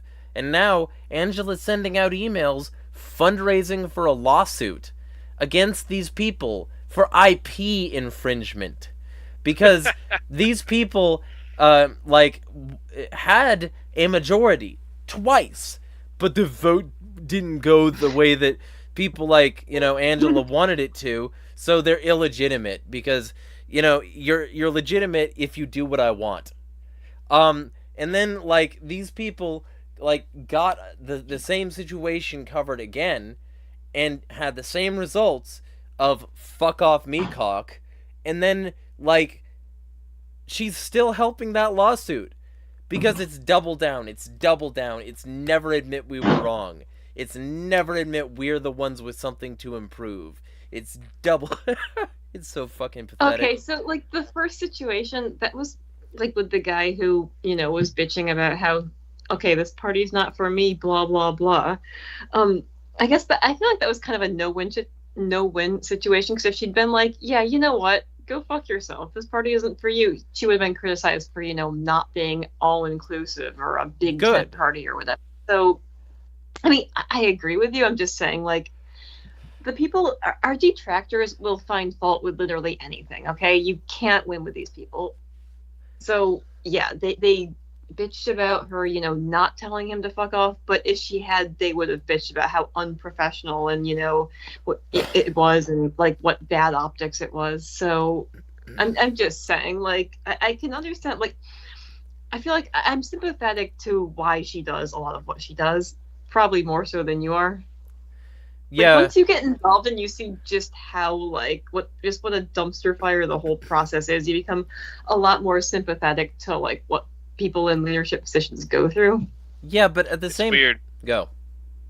I was just going to say it's weird. I have become very familiar with the dumpster fire that's there, and I am not at all sympathetic for any of these people because they all chose to be a part of a party instead of go and making soup for the homeless. Yeah. I mean, yes. But you all know that. I mean, I knew when I got involved, I'm like, okay, this is a dumpster fire. I'm okay, but hey, here's my chance to learn the political process and try to do what I can to get this to be a force for recruiting like-minded people and getting them in the same room for networking purposes and for for education and literature distribution the way it was originally intended to be. Yeah, but like that's the thing though, right? You say that she couldn't be strongly worded with that guy, right? Maybe she couldn't tell Mike Oxford to go fuck himself. I will do that for her right now. Go fuck yourself, you bootlicking, belly-aching, border bitch piece of shit. But she can somehow have the fire that she lacked there, while supporting Malay and his afuera, or as Kareem Mays accurately and jokingly puts it, Viva Libertard car show. Like, that's a good way to put it. It's he's just a used car salesman for stupid people. And like when it comes down to it, she can support him, so can the rest of the party. They can support that abrasive asshole and say he's doing it right, but they can't be abrasive to him? I doubt that. And she can come out and say, this is a real fucking unhinged bullshit rant she went on. And I'm saying unhinged bullshit because of the implications and the fact that she ignores that people like Javier Milei are neoliberals, where she says, this is Angela, neoliberals cannot be shamed into behaving correctly because they have no moral compass or foundation. Their morality is a deep sense of loyalty to mainstream propaganda, regardless of how unsavory or violent that propaganda is. Neoliberals will support censorship and war because it is culturally acceptable in their eyes, and they worship at the altar of acceptability. Okay, but Malay is doing all that. And there's a huge blind spot with Malay. And so did Pinochet, and so did Putin, who a lot of libertarians are on the jock of. Salvi Agris saying that he supports Putin and Pinochet and Malay, and he said Pinochet took the trash out. That's a funny way to put running pedo, rapist, zoophile, fucking torture, murder, death squad camps, fucking partially staffed by pedo Nazis like Paul Schaefer. That's a funny way to put that, taking out the trash, Sal. And so many people in the right libertarian camp support Pinochet, and they also support Milei, and these people engage in censorship, engage in war, engage in unsavory, violent acts that have no moral compass. And I don't hear Angela opposing those motherfuckers. Additionally, Angela supports like the sort of pro-Putin Russia tanky motherfuckers as long as they say they're anti-war. No, she doesn't. That's ridiculous. I'm not saying she is that. I'm saying she supports them as long as they say they're anti-war. No, that's her forming anti-war coalitions. But, okay, someone who doesn't have regular contact with the left isn't going to understand all the, subtleties of leftist infighting, and probably isn't going to understand, like, how to distinguish between actual principled anti-war leftists versus, those weird pro-Putin opportunist types. You can Google it, and you can look at the Wikipedias and see the controversies sections and see that one of them is a twice convicted child predator. We can do that, It's basic I'm just saying, vetting. like, when I saw that, like, because we deal with so many accusations that, oh, this person you're associated with did this, this, and this, like, you become deaf to it eventually. You start to, like, any bit of information that's raised, you start to say, like, oh, this is probably bullshit too. I just remember, like, I first heard that come up, and I'm like, okay, everything else these people have said has been complete bullshit, so this is probably also bullshit. Like, it's the boy who cried wolf situation. Yeah, but at the same time, like, with that being said, once it's been made clear to you... Vetting matters. I agree, she should have done, some vetting there, but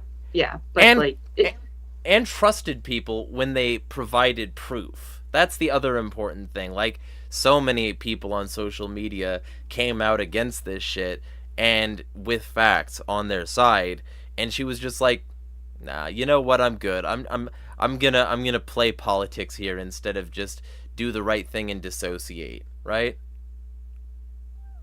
Yeah. Here, I think you can't figure out how to open the door. I'm gonna deal with that here. There you go. But yeah, like, that's the whole thing right there, in a nutshell. People need to be better about this. People need to actually work on, like, doing due diligence. Doing, like, reasoned activism and actually caring about their subject material enough. And, like, that's what... And so the next tweet... There is a faction within the Libertarian Party calling themselves classical liberals. They are no such thing. They are neoliberals, and they behave accordingly. Like Milei, okay? Like Milton Friedman. Like a ton of other neoliberals that right libertarians routinely support. They are pro-war. They are pro-lockdown. They are pro-mandate. Okay. So are many people on your side, but let's, move past that. You are right about that. I know that because I wrote an article against Josh Eagle, and Josh Eagle has really bad takes frequently. Right. A couple other people want to take over the party. They want to purge anarchists, and they want, to suck NATO cock. So. Yeah, and I agree, and that is bad. And then she's like, they are pro-child gender reassignment. Yes, and that's all anyone's going to be focused on now. And it's like, this isn't how you run a party that you're trying to appeal to new people with, especially the real left. Like, you could have just left out that last part, and the whole thing would have been good. I mean, as Hody pointed out, okay, maybe they're wrong about the lockdown thing too. Okay. You could take that part out, but it's minor. But yes, I know that whole thing. I think about... if you make 4 points, 3 of them are made up. That's not great. Like, and then of course it's just one of those where it's like I recognize I'm with you on Eagle. I can probably tolerate him more than most, but I also push back on him a lot because I think he can change. It's like him and Jacob both. Like, I talk No, to them these people frequently. have coctopus tentacles shoved so far up their asses that I'm I don't surprised know. you can't see it coming out their mouths when they I've talk. been accused of working for the Coke people too. I don't. See, when you want to talk about Boy Who Cries Wolf stuff, all of a sudden I actually am going to work for the Coctopus, and everybody's going to be like, "Whoa, that was real." Yeah, that's just another one of those accusations that I don't know that flies. If you can prove that he's got the connections, then that's fine. Because they're supporting fucking NATO. They're supporting the military-industrial complex, but they're paying lip service to libertarian ideas when they benefit certain powerful, entities. When they can push for like deregulation of like certain industries or something. Like this is this happened decades and decades ago with the Libertarian Party as a whole, or with libertarianism. You got entities such as the Kochs that hijacked the message, got rid of things that wouldn't benefit them, such as opposition to central banking or centralized fiat currency, but kept the parts that did benefit them, such as, no regulations on businesses that are illegitimate to begin with and deserve to have their wealth expropriated, but they got rid of that part, of course, too. That couldn't stand. But, they're trying to pretend like, giant, politically privileged megacorporations should just, not have to also deal with regulations. Right. Hey, so if somebody's... Here's a suggestion. Go ahead. Here's a suggestion for a plank for the LP. If they want to actually make changes, they should be actively anti-corporation, as corporations are just licenses by the state to have less legal liability than a private individual. And we should basically attack corporations directly by fighting the legal liability clauses of their incorporation contract with the state. I was actually thinking something similar. If you want to help, trot out ideas for a plank that can be proposed. We'll actually that'd be something to work on. You're in my my Discord appellation. We could actually, and so are you, Hody. We could just sort of workshop something in a specific thread for it. That'd be interesting. Yeah, I'd have to re-download Discord. Yeah. So I'm sorry, I'm terrible. It takes getting used to. Yeah, especially my server, which is legitimately unhinged. So, yeah, I made it that way on purpose, and now it's sort of just I've got me and a bunch of other unhinged people in there. Yeah, what are hinges? Fun fact, the term unhinged is in reference to the other term basket case, because a basket case is literally an unhinged basket. Interesting. Huh. Fun fact. It's actually less toxic than the one that I help run, so there's that. I mean, I run a server where people will roast the hell out of each other, but then 5 minutes later they'll be happily shooting the breeze and voice chat. So it's all in good fun. But anyone who's new that's just coming in will be like, "Oh my god, these people are awful! Look how much this place is so toxic." Well, speaking of toxic, we'll say we'll go to 45, because I wanted to read two things, and more to the point, I wanted to read something, get impressions, and then I kind of want one of the things that we finish out on to be Hody reading his summary of the previous chat as well. That thing you wrote for Twitter and Facebook that you tagged me in, I think that's something that if you read that aloud would make very good sort of summary of a lot of these things, a lot of these issues. So I think that'd be good to commit to video as well. So I'll send that to you if you don't remember where it is. But before that, I laughed my ass off when this came up, because this is the results.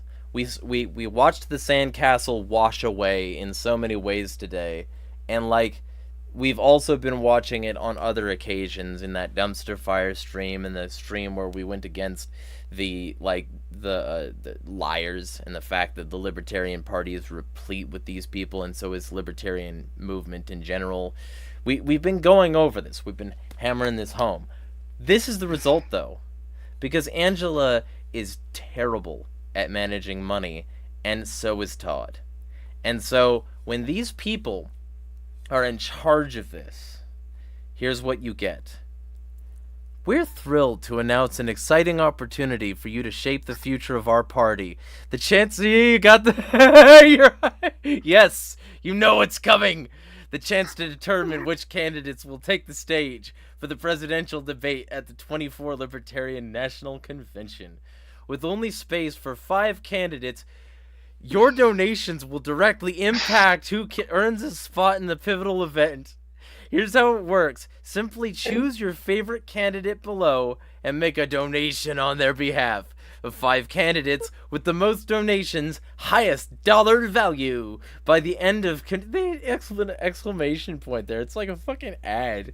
By the end of convention business on Saturday, May 25th, will secure their place on the debate stage. It's democracy in action. Give us money is democracy in action democracy. Is true. And your support will play a critical role in deciding who represents our party's values on the national platform. Don't miss this. That's not democracy. Yeah. That's just some big donor spending a ton of money to get their... Don't miss this opportunity to make your voice heard and support the candidate you believe in. Donate now and help shape the future of the Libertarian Party. Let the competition begin.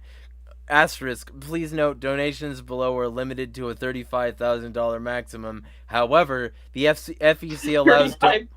Yeah, right? However, imagine donating $35,000 to a fucking cunt.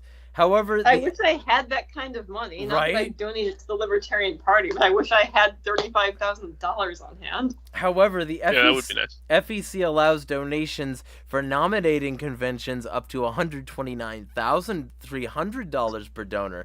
If you wish to make a larger donation, please contact Angela McHardle. It's just a cherry on top, laced with fucking arsenic. Can I make a comment? Go. Normally, I don't disapprove of panhandling, but this is just in bad taste. Hey, if you want to donate so much less than that and not waste your money on fucking cunts, my Patreon is in the description. Feel free. Holy shit. I wish I'd made a GoFundMe. I could use some assistance getting down to DC if I'm going to be a delegate there. Assuming I haven't turned off anyone who would have supported me already. Hate it. It's bad. It's just bad. And then, like... No, this is a terrible idea. It just... We're not supposed to be pay to play. Yeah, and like, that's the thing. It's basically, what if libertarianism is just lobbyists? We could just make it all lobbyists. It's all lobbyists. It's like that meme. You mean it's all lobbyists? Always has been. You know? Always has been. Yeah, we wanted to get away from the big money donor thing. Like, that's what was corrupting the party. Imagine being the Libertarian Party. They keep doing this weird thing, like, where they simultaneously realize that we need to get away from big money donors because they're just what causes us to dilute our message in the first place, and still trying to, pretend that they're a real political party, such as by having an office in DC or hosting their convention in DC. Like, why? Just have it someplace that's not gonna cost a fuck ton of money to have. Like, you don't need to play political party when you're not a real party. You're a third party. You're not supposed to pretend you're real politicians that are gonna elect, they're actually gonna elect a president or something. Okay? No, just don't. Go back to having your conventions in someone's living room, or if you have to, or something. Yeah. Imagine being the Libertarian Party and, on one hand, disapproving of inflationary fiat currency, but on the other hand, making your man on stage dependent upon inflationary fiat currency, which can be printed at will by your opposition. Yep. Imagine. Yep. It's almost like they're fundamentally undermining themselves by not being actually principled, and that's why they got rid of things like, hey, we can in fact be irrational and repugnant now. Oh, it's like that makes sense. It's like that proves all my cynical bullshit with very few exceptions to just be correct. Like, and I'm saying very few exceptions because, like, there probably are some, but like the vast majority of the things that I've said have just been, I wish I was wrong. Exactly. Like, I don't understand how they could rush so fast into falling on their face like this. Like I could not have suggested a better parody for Saturday Night Live to play as a representation of the Libertarian Party than selling your stage presence. It just, it boggles the mind, because I mean, that's like the parody version of a libertarian that tries to monetize every possible thing they can. Exactly. And the Libertarians, famous for talking about getting big money out of politics, are now asking for the biggest donations to decide who gets to talk about it. No, I can see how it happens, though. I can totally see how it happens, because, you spend all this time planning a convention, even just at the state level. You have things like venue rental costs. You're expected to cover, the travel fees of the speakers and the, candidates who are coming there to debate. So you have to cover your costs somehow. So you either pass those costs on to the members who are attending, and then they all complain about having to pay hundreds of dollars. Like, I mean, I'm guilty of this too. When they're already volunteering their time to show up and, vote on, bylaws changes and, be a delegate. Or you sell out to someone who's going to donate money, but it's got strings attached, though. It's in exchange for promoting a specific message or downplaying a specific message, or in general, there are always strings attached. Yeah. Well, so I think we're pseudo drawing to a close. So I do want to get this statement from Hody that he wrote, because I think it's good. Could you find that, or do I need to send it? No, I believe I have it. All right, and then we'll get closing statements from Rose, Appalachian, and Hody, and then I might say something as well. But we'll call it soon. I just thought this was a good sort of recap.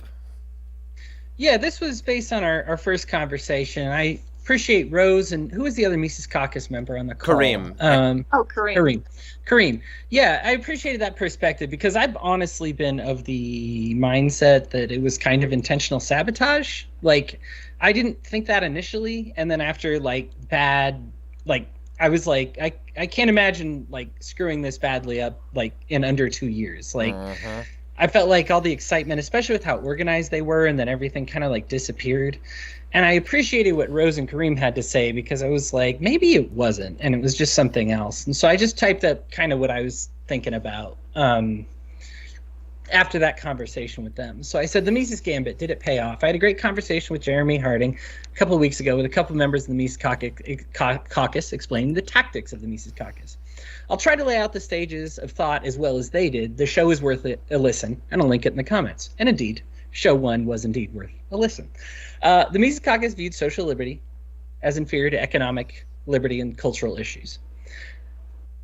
Next step, and I lay these out kind of step by step, like a timeline. Their candidates would always rank lower among libertarians who valued both social and economic liberty. Because obviously, if I value economic liberty, I'm not going to, if my choice is between somebody who values both and somebody who only values one, then I will always vote for the one that values both, right? So to me, that made sense why people like me needed to get out of the way. We're targeted by the Mises Caucus leadership. I'm Michael Heiss, like I said, making up a lie, just these people got to go, right? Because I was never going to support them. So libertarians who valued social freedom needed to get run off so the economic-focused Mises Caucus libertarians could succeed. This tactic succeeded, but it left a void in membership and money. The newly welcome economic freedom-only libertarians weren't enough to make up the difference. To make up for the numbers, the Mises Caucus sought out to replace the libertarians who valued social freedoms with people who dislike social freedoms. Populists, paleos, people who hate the homeless, people who hate immigrants. And then when those folks also weren't enough, the Mises Caucus then attempted to build bridges by reaching out to non-libertarians, even on economic issues, even on issues like war, as you see with like the pro-Putins, even like, I mean, I know that Hamas, we might have contentious issues there. I understand they were victimized, but even people who are like pro giving weapons to Hamas kind of thing. This is when the members I spoke to got disillusioned. They were reluctantly willing to trade in some social freedoms in the hopes of more economic freedoms in order to get the social freedoms back later. But in attempting to make Putin-adoring, Trump-excusing, border-hawking, Rechtenwald-believing, authoritarian-supporting behavior look like liberty, this was not something that they were willing to do. In their minds, the Mises Caucus attempted trades that just didn't pan out. The LP agreeing not to run candidates in Colorado has not resulted in liberty-loving mainstream candidates. Trading in those who love social and cultural liberty for those who don't care about it did not result in a net gain for the party. And further trading in those who only valued economic freedom for GOP but weed is okay, I guess, people also didn't work out. The Mises Caucus takeover seemed like intentional sabotage to me, but in talking to the LPMC members, both former and current, it has made me feel more like it was just a series of bad bets. And you know what? Good. This has been a good learning experience. The people who value both social and economic freedom should not be treated badly again. We're not leftists, we're not authoritarian communists, we're not simping for tyranny, and we're not going away. This lesson has proved to me that we're also not going to let either economic or social freedom go and play along like everything is okay. And that was the post. Good post. Yeah, I feel like I read that and I agreed with most of it. Not all, but most. But no, I agree with you because like you hear all these, crazy conspiracy theories, for lack of a better term, that like, it was intentional sabotage, that people backed by like, I don't know, Trump money deliberately joined the party because they wanted to destroy it so that it wouldn't be a threat to them. No, this is bullshit. Like, the Mises Caucus, as much as the detractors don't want to believe it, that was a grassroots, movement. Like, these are the people who showed up, packed, 5 people in a car and then, shared a hotel room 4 ways. Like, they showed up because they legitimately did want to take over the party for what they thought, because they were dissatisfied for one reason or another with how the party currently was. So yeah, it wasn't intentional sabotage. I agree. It's people taking over the party and then, the message getting diluted or accidentally alienating people who helped make the takeover possible in the first place. And I mean, I'm saying this as someone who still agrees with a lot of what they're doing. Like the emphasis on helping people run for local office. I think that is the correct way to go. We're not going to elect a president. We're not going to elect people to the U.S. Senate. But, like, if you can help set people up with how to run for, say, like, town councilor or state assembly or school board or something like that, like, I think there is value in that. But, yeah, I agree. Like, a lot of this was just, the intentional, like, dilution of certain parts of our message in order to appeal to people who we thought we could use as temporary allies. Yeah. About you, William, you got some? Or is it Appalachian? Yes. You're fine. I feel like the best thing that the Libertarian Party could possibly have in order to fix these social versus economic issues is to have an economic-focused caucus with economics-focused people who specialize in fighting the economic resources of the government, and coalitioning with a separate caucus that would be more focused on the social issues. And if I had to give it a name, just spitballing here, I would like Amity Caucus. And basically my idea is it's a soup kitchen that advertises the Libertarian Party. Works for me. I proposed this before. We just need our own caucus. Yep. With blackjack and hookers. We'll call it the Not Retarded Caucus. No, because then we'll immediately be retarded because we're already in a party. Like we've already subverted our values. We should name it the Suck on This Caucus. Yeah, right. Yes. All right. Well, if them's be the closing statements, let me just say, like, first off, find Hody. Where can? Hody Johns is the name, Hodey. You'll find me everywhere. I don't use any pseudonyms or anything on social media. I'm a writer. I actually write and edit video game articles, so you'll probably see a lot of that as well if you just Google me. But if you find me on social media, obviously I post a lot about religious and economic and political issues. Love and Freedom for All. Again, my group is Love First Christians. We welcome both Christians and non-Christians who are just interested in having discussion about, Christ in this modern age. And we come at it in a way that is very open to questions, as well as kind of rejects the the status Christ that unfortunately many of us got sold as children. But if you find yourself believing like, well, what is the status Christ? I think that sounds like something I used to believe in. Yeah, no, I've been there too. I get it. You're not immediately rejected or anything just because you're like, well, maybe being gay is still wrong. Like, we'll have a conversation about it. I love to have these conversations. I'm passionate about my journey from being like a statist Christian to one that like genuinely is able to love my neighbor without any exceptions. And that path is something I'm excited to share with people, excited to talk about, and excited to work with you for even years if that's what it takes. And I found a community of like-minded people that just got sick of being told you can't ask questions, you can't question this, you can't question that. And that's where you'll find me. Again, just strike up a dialogue, tell me where you heard me from, and we'll talk about whatever you'd like to talk about. I generally, because I write, I will go through long periods where I'm not on social media at all, and then I'll spend an hour there too, like once a week, flushing out all my messages and making posts or whatever, and then I'll go back to disappearing all over again. But yeah, Hody Johns is where you can find me. Rose. Oh, right. You can find me on Facebook, pseudonym Rose Lee, not because I deliberately want to hide my real identity, but because my real name account has been banned in the past. So yeah, I have an alt account that's basically just my political account now. But yeah, you can find me on Facebook. I have resisted getting a Twitter, so I'm not currently on there. Probably should do that eventually. Well, it's a shithole. Trust me, as somebody who's been there 15 years. That's why I'm not on there. Yeah, it's understandable. It's garbage, and it's worse now that Elon Musk is here. Even all the Trump suckers love him. All right. So, and Appalachian. You can try to find me if you have good camping gear and are willing to look at night in the Appalachian Mountains. But good luck. I'll find you first. About that, right?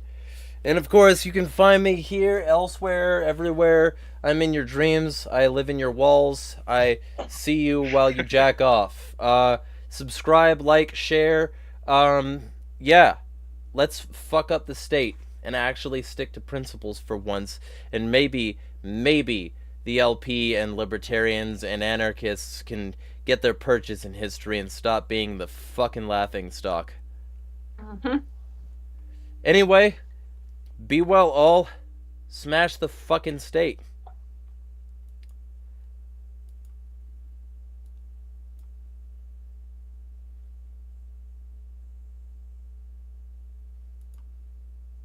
Yeah, there we go.